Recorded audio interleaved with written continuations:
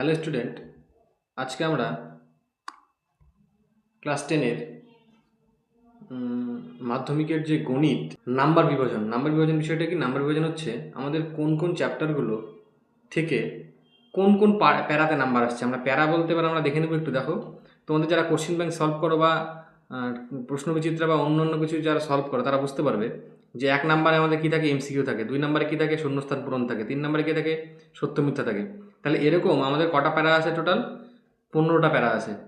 এই 15টা প্যারার মধ্যে কোন কোন প্যারাতে কোন কোন চ্যাপ্টারগুলো থাকে বা কোন কোন চ্যাপ্টারগুলো থেকে অঙ্ক আসে, সেটার আজকে এখানে নাম্বার বিবেচনা করব।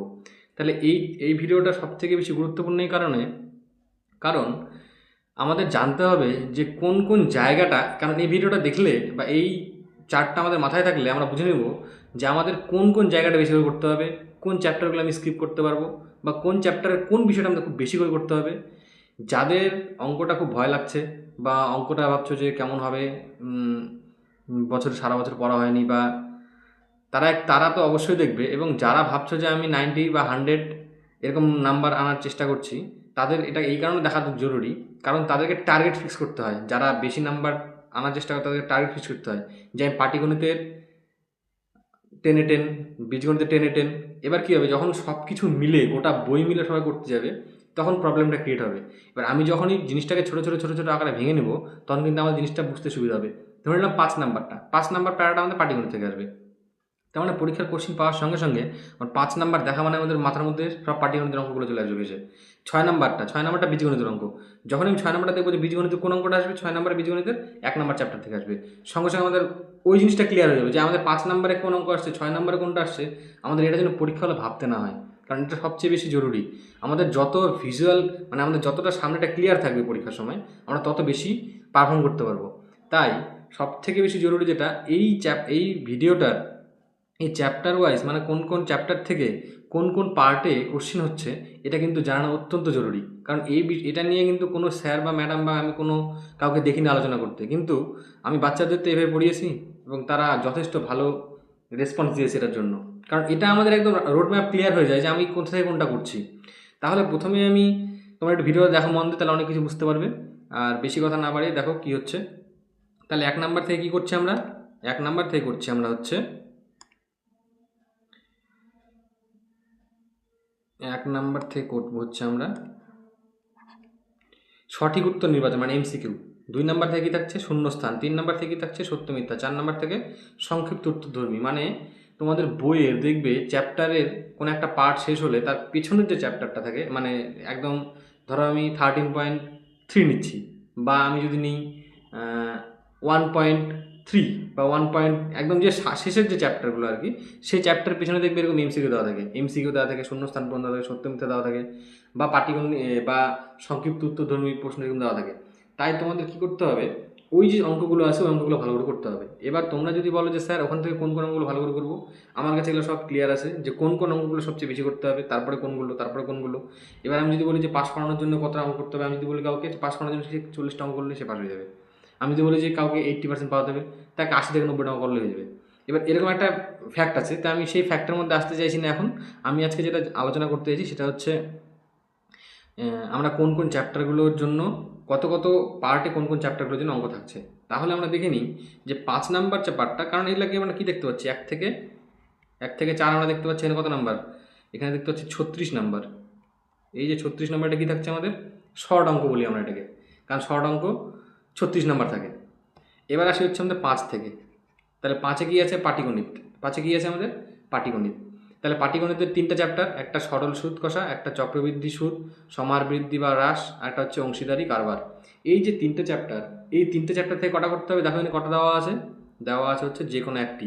তাহলে কি বলেছে, 3টে চ্যাপ্টার থেকে যে কোনো একটা করতে হবে, তার মার্ক কত, 5 নাম্বার। কটা করতে হবে, একটা। তাহলে নাম্বার কত হলো, 5। তাহলে পাটিগণিতে যে 3টে চ্যাপ্টার আছে, 3টে চ্যাপ্টারে অন্ধের মতো আমি সব অঙ্ক করে গেলাম, দরকার নেই। আমার মতে দরকার নেই। দরকার কি, আমি যে কোনো দুটো চ্যাপ্টারে ফোকাস করব এবং দুটো চ্যাপ্টারের সবচেয়ে ভালো ভালো বেস্ট অঙ্কগুলো করে চলে যাবো, একদম কমন পাওয়া যাবে, কোনো ব্যাপার না এটা। তারপরে আসি হচ্ছে 6 নাম্বার। 6 নাম্বার বীজগণিত। 6 নাম্বারটা তাহলে কী চ্যাপ্টার আমাদের, বীজগণিতের চ্যাপ্টার। এবার বীজগণিতের যে চ্যাপ্টার 6 নাম্বার, সেটা 6 নাম্বারের যে পার্টটা বীজগণিত, সেখান থেকে আসবে কি 1 নাম্বার চ্যাপ্টার থেকে, অর্থাৎ একচল বিশিষ্ট দ্বিঘাত সমীকরণ।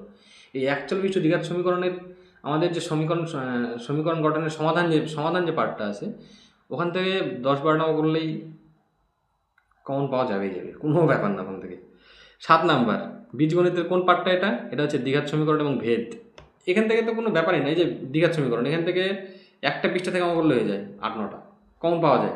তার মানে আমরা দেখতে পাচ্ছি কি, যে 5 নাম্বার থেকে কি দেখলাম আমরা, 5 নাম্বার হচ্ছে পাটিগণিতের একটা পার্ট, যেখানে 3টে চ্যাপ্টারের মধ্যে যে কোনো ভালো করে দুটো করতে হবে। 6 নাম্বার হচ্ছে একচল বিশিষ্ট দ্বিঘাত সমীকরণ, এখান থেকে কয়েকটা অঙ্ক করলে কমন পাওয়া যাবে, কোনো ব্যাপার না। 7 নাম্বার হচ্ছে দ্বিঘাত সমীকরণ ভেদ। এবার 8 নাম্বারে কি আছে? 8 নাম্বার আবার একটা বীজগণিতের চ্যাপ্টার। 8 নাম্বার বীজগণিতের চ্যাপ্টার কি আছে? এটা অনুপাত সমানুপাত। এই যে একটা চ্যাপ্টার অনুপাত সমানুপাত থেকে আমার দুটো অঙ্ক আসবে, তার মধ্যে যে কোনো একটা করতে হবে। এবার সবগুলোর পাশে কিন্তু দিয়ে দেওয়া আছে যে কোনো একটি প্রশ্নের উত্তর দাও, যে কোনো একটি, মানে কোনটা কটা করতে হবে সেটা আমি উল্লেখ করে দিয়েছি। তারপরে আসি হচ্ছে 9 নাম্বার। এটা বুঝতে পারছো সবাই?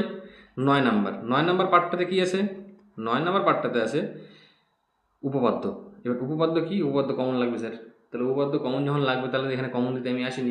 এখন আসছি কি, আমি নাম্বার বিভাজনটা করতে, অর্থাৎ কোন পার্টে কোন নাম্বারটা আছে, আমার কত নাম্বার করতে হবে সেটা।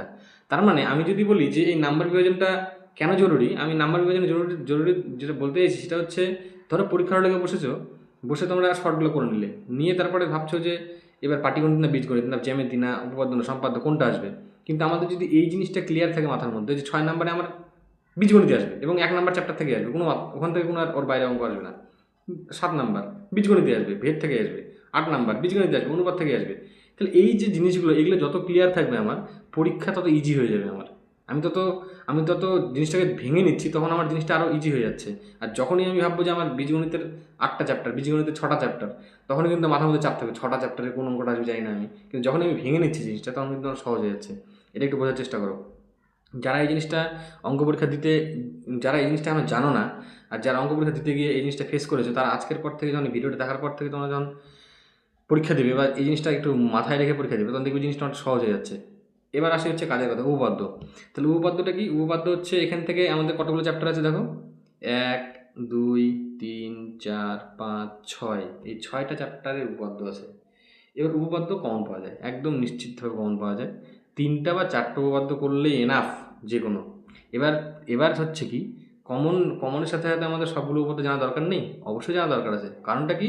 কারণ হচ্ছে তার পরের চ্যাপ্টার, অর্থাৎ 10 নাম্বার চ্যাপ্টার কী দেওয়া আছে? 10 নম্বর চ্যাপ্টার উপপাদ্যের প্রয়োগ দেওয়া আছে। এই যে 10 নম্বর চ্যাপ্টার উপপাদ্যের প্রয়োগ দেওয়া আছে, এই প্রয়োগ কিন্তু কী বলা আছে? ওপরের উপপাদ্য সব অধ্যায়। মানে আমি এখান থেকে যে উপপাদ্যগুলো করলাম না বা এর কনসেপ্টটা নিলাম না, শুধুমাত্র 3টা বা 4টা উপপাদ্য পড়ে চলে গেলাম, পেয়ে গেলাম কমন, লিখে দিলাম, কিন্তু তাহলে আমি এটা করতে পারবো না। কারণ এখানে আমি সব উপপাদ্যগুলো করলে এখানে যে এক্সট্রা উপপাদ্যগুলো আসছে সেটা আমি পারবো।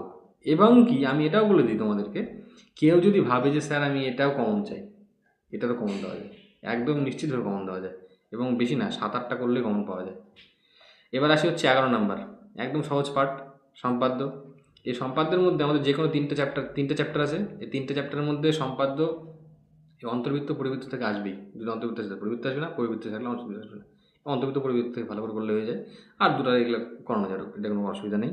তারপরে ত্রিকোণমিতির আমাদের 3টে চ্যাপ্টার, অর্থাৎ এই 12 নম্বর পার্ট থেকে, 12 নম্বর পার্টে যেটা আসবে সে 3টে চ্যাপ্টার থেকে আসবে। 1 নাম্বার হচ্ছে কোন পরিমাপের ধারণা, 20 নাম্বার চ্যাপ্টার। এগুলো কী দেওয়া আছে বলো তো? এগুলো হচ্ছে চ্যাপ্টারের নাম। 20 নাম্বার চ্যাপ্টারে কী আছে, 23 নাম্বার চ্যাপ্টারে কী আছে, 24 নাম্বার চ্যাপ্টারে কী আছে। 13 নাম্বারে কী আছে, 25 নাম্বার চ্যাপ্টার, অর্থাৎ কোণের অনুপাত, প্রয়োগ ও উচ্চতা। তারপরে কী আছে, পরিমিতি। এটা অনেক বড় ভাস্ট চ্যাপ্টার, পরিমিতি। এখান থেকে আয়তঘন, লম্ববৃত্তাকার চোঙ, গোলক, লম্ববৃত্তাকার শঙ্কু, বিভিন্ন ঘনবস্তু সংক্রান্ত সমস্যা। এখান থেকে এই যে 5টা চ্যাপ্টার, এখান থেকে এই 19 নাম্বার চ্যাপ্টারটা ভালো করে করতে হবে। 19 নাম্বার চ্যাপ্টারটা ভালো করে করতে হবে। আর এই 19 নাম্বার চ্যাপ্টার এখান থেকে কটা বলা আছে, যে কোনো দুটো করতে হবে কি না? তো 19 নাম্বার চ্যাপ্টারটা ভালো করে করতে হবে, আর এগুলো থেকে কমন দেওয়া যায়, এটা নিয়ে কোনো অসুবিধা নেই। 19 নাম্বার চ্যাপ্টার থেকে একটা আসবেই, এটা হচ্ছে মেন ব্যাপার। এই দুটার মধ্যে যে কোনো একটা 19 নাম্বার চ্যাপ্টার থেকে আসবে, আর ওগুলো এগুলো মিলে আসবে। এবার আসে হচ্ছে 15 নাম্বার চ্যাপ্টার, রাশিবিজ্ঞানের একটা চ্যাপ্টার এখানে গিয়েছে গড়, মধ্যমা, উজাইব আর সংখ্যাগুরুর মান। এই যে বিষয়টা আমাদের কোন কোন পার্টে কোন কোন চ্যাপ্টার থেকে অঙ্ক আসছে এবং তাদের নাম্বার বিভাজন, সেখানে কটা অঙ্ক করতে হবে, সেখানে কটা আছে, তার নাম্বার কত, আমি ওই চ্যাপ্টার থেকে কত নাম্বার পাচ্ছি, এই যে জিনিসটা, এটা কিন্তু এই জিনিসটা যতক্ষণ না ক্লিয়ার হবে ততক্ষণ কিন্তু আমি পরীক্ষা ভালো দিতে পারবো না। শুধুমাত্র সব অঙ্ক করে গেলাম, আমি সব অঙ্কের আমি জাহাজ, আমি সব অঙ্ক পারি, তাহলে পরীক্ষায় নাম্বার পাওয়া যাবে না। আমি আমি তোমাদেরকে একদম পরিষ্কার বলে দিচ্ছি। কারণ কি?